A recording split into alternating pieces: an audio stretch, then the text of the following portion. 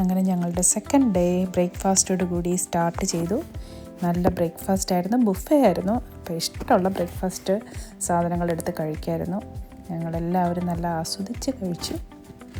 ഞങ്ങളെല്ലാവർക്കും ഒരേപോലത്തെ dress Jayashree order ചെയ്തതാണ്. എല്ലാവർക്കും ഇഷ്ടപ്പെട്ടു. രാവിലെ ഞങ്ങളങ്ങനെ വർത്തമാനമൊക്കെ പറഞ്ഞ് ബ്രേക്ക്ഫാസ്റ്റ് കഴിക്കുകയാണ്.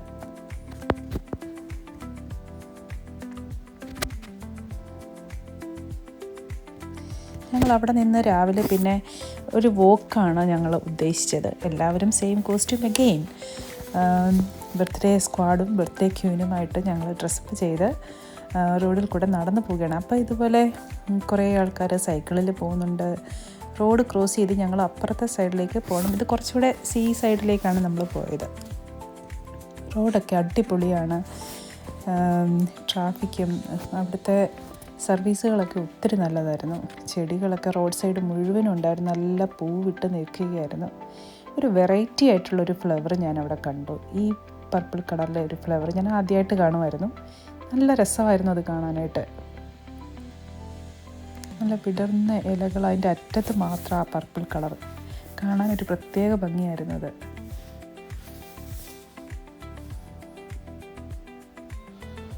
പിന്നെ കുറേ പൂക്കൾ ഈ റോഡ് സൈഡിലൊക്കെ ഉണ്ടായിരുന്നു. നമ്മുടെ നാട്ടിലെ പോലത്തെയൊക്കെ പൂക്കളെ പോലെ തോന്നും കണ്ടാൽ, പക്ഷേ ഇത് വേറൊരു സ്റ്റൈല്. അങ്ങനെ ഞങ്ങൾ കടൽ തീരത്ത് കൂടെ കുറേ നേരം നടന്നു.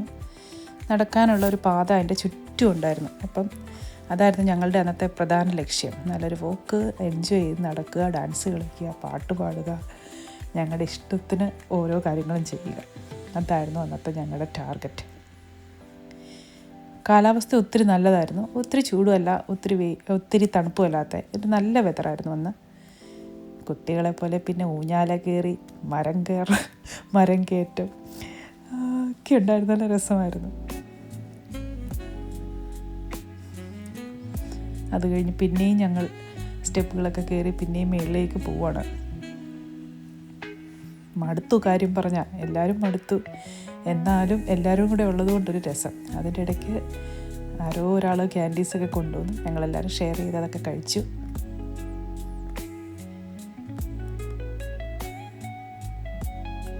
ബിന്ദു മടുത്തു, നിൽക്കുകയാണ്. എങ്കിലും ആരും സ്റ്റോപ്പ് ചെയ്യത്തില്ല, പിന്നെയും കണ്ടിന്യൂ ചെയ്യുവാണ്.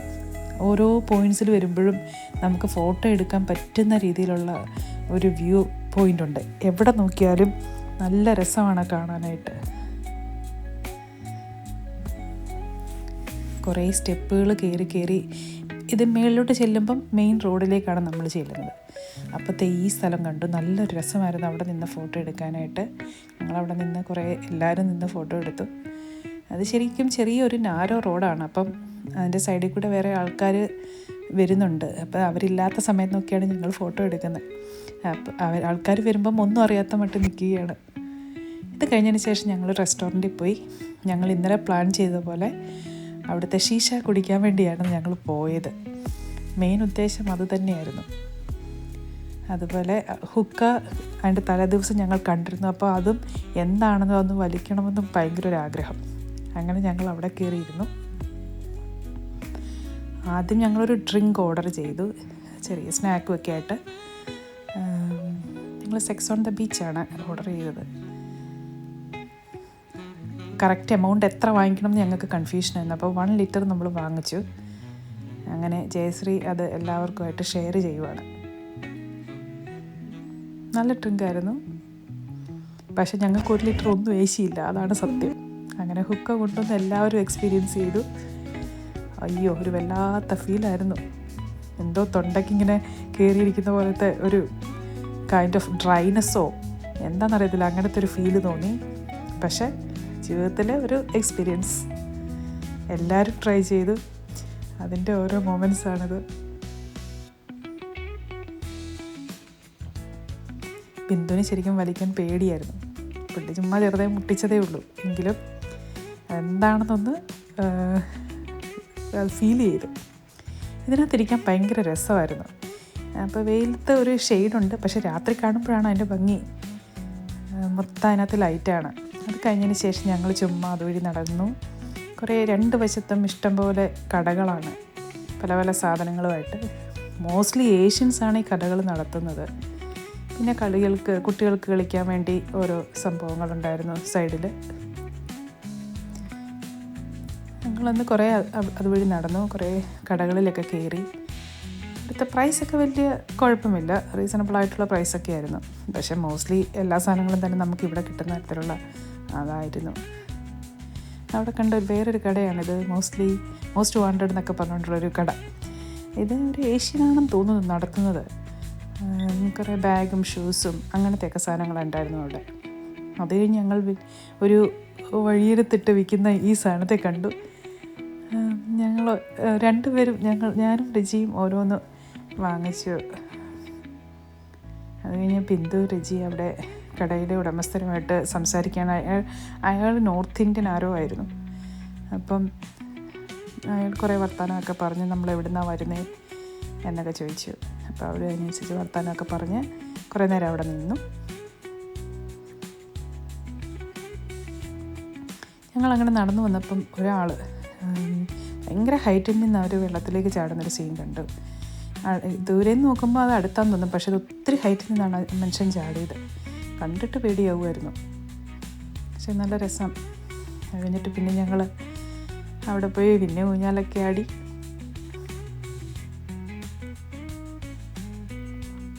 കൊച്ചു പിള്ളേർ കളിക്കുന്നുണ്ടോ?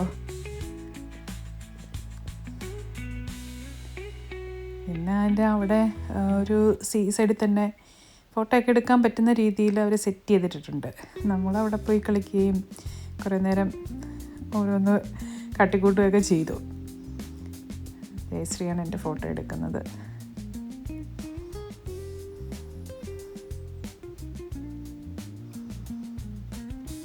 ചേച്ചിക്കപ്പോൾ അവിടെ നിന്നൊരു ഡാൻസൊക്കെ കളിക്കണമെന്ന് തോന്നി, കളിച്ചു.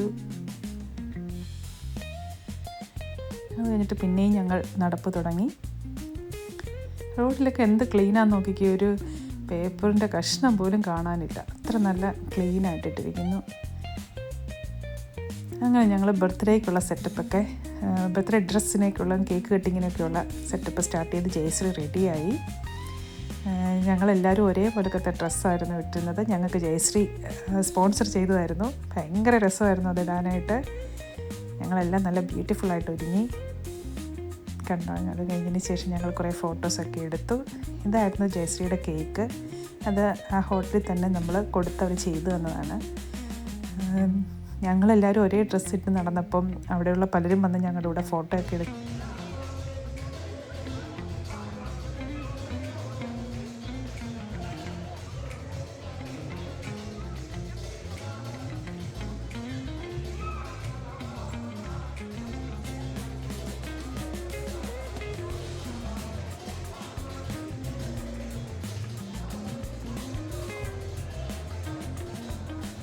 അങ്ങനെ ഡാൻസും പാട്ടും എല്ലാമായി ഞങ്ങൾ അങ്ങനെ നല്ലൊരു 2ാം ദിവസം ആസ്വദിച്ചു. ബ്യൂട്ടിഫുൾ ഡേ ആയിരുന്നു. ജയശ്രീക്ക് ഒരു മെമ്മറബിൾ ബർത്ത്ഡേ തന്നെ ആയിരിക്കുമെന്ന് ഞങ്ങൾ പ്രതീക്ഷിക്കുന്നു. അപ്പോൾ ഇനിയും കാണുന്നവരെ bye. Thank you for watching.